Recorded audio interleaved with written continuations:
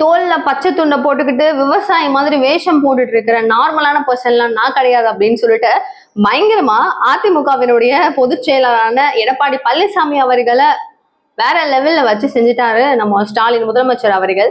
So என்ன நடந்திருக்கு அப்படிங்கறத டீட்டெயில்டா பார்ப்போம். ஸோ இங்க என்ன நடக்குதுன்னா, ஈரோடு மாவட்டத்துல பெருந்துறை அப்படிங்கிற இந்த ஒரு பிளேஸ்ல பாத்தீங்கன்னா வேளாண் கண்காட்சி மற்றும் கருத்தரங்கம் ஒரு பெரிய அளவுல மேக் பண்ணப்பட்டிருக்காங்க. ஸோ இதனுடைய தொடக்க விழாவுக்காக நம்ம முதலமைச்சர் ஸ்டாலின் அவர்கள் அங்க போயிருந்தாரு. ஸோ அங்க ஒரு ஸ்பீச் கொடுக்குறாரு, எல்லா கட்சிகளை பத்தி பேசுறாரு.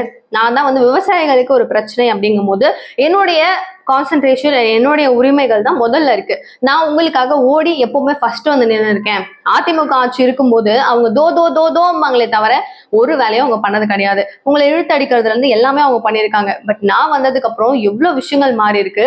விவசாயிகள் தற்கொலை பண்ணிக்கிறது அப்படிங்கிறது ரொம்ப அளவுல குறைஞ்சிருக்கு. என்னுடைய ஆட்சி தான் சூப்பரான ஆட்சி. 2026 வரட்டும், அப்போ திரும்பவும் திராவிட மாடல் 2.0 இன்னும் சிறப்பா நம்ம முனைப்போடு வேலை பார்க்கலாம் அப்படிங்கிற மாதிரி முதலமைச்சர் ஸ்டாலின் அவர்கள் சொல்லியிருக்காரு. ஸோ இதன் அடிப்படையில இப்ப அவர் சொல்லியிருக்கிற விஷயங்கள் இதெல்லாம் நான் பண்ணியிருக்கேன் அப்படிங்கிறாரு. 15.7 கோடி அளவுக்கு முடிவு, அதாவது நடக்காத விஷயங்கள்லாம் அப்படியே நிறுத்தி வச்சிருப்பாங்க இல்லையா, இந்த பணிகளை திரும்பவும் தெரிந்து வச்சிருக்காரு.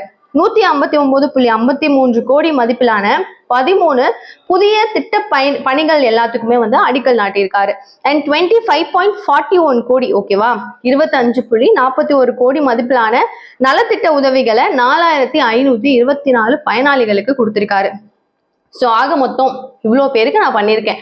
ஆனா இவங்க என்ன பண்றாங்க, அதிமுக பயிர்களுக்கு நடுவுல வரும் பாத்தீங்களா கலை, அந்த மாதிரி சும்மா அப்படியே மேலோட்டமா நானும் இருக்கேன்ப்பா அப்படின்னு சொல்லிட்டு போவாங்களே தவிர உங்களுக்கான உதவிகள் அவங்க என்ன பண்ணியிருக்காங்க அப்படிங்கறத கிளின்னு கழிச்சிட்டு இருக்காரு. ஸோ இப்போதைக்கு பாத்தீங்கன்னா சிறுதானிய உற்பத்தி அப்படின்னு சொல்லி பார்க்கும்போது தேசிய அளவுல முதலிடம் நம்ம இந்தியாவை தான், நம்ம தமிழகம் தான். ஸோ மார்ச் நம்ம இன்னும் நிறைய காமிக்கலாம், இன்னும் சூப்பரா நம்ம பண்ணலாம். எனக்கு துணையா நீங்க இருங்க, உங்களுக்கு துணையா நான் இருப்பேன் அப்படிங்கறத ஸ்டேஜ்ல வேற லெவல்ல பேசியிருந்தாரு.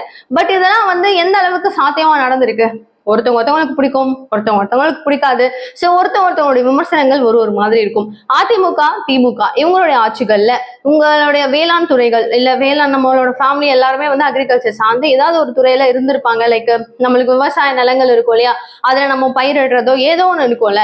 இந்த மாதிரில அரசாங்கம் உங்களுக்கான எந்த நலத்திட்டம் நல்லா பண்ணிருக்குன்னு நினைக்கிறீங்க, திமுகவா இல்ல அதிமுகவா அப்படிங்கறத ப்ளீஸ் கமெண்ட் பாக்ஸ் சொல்லுங்க.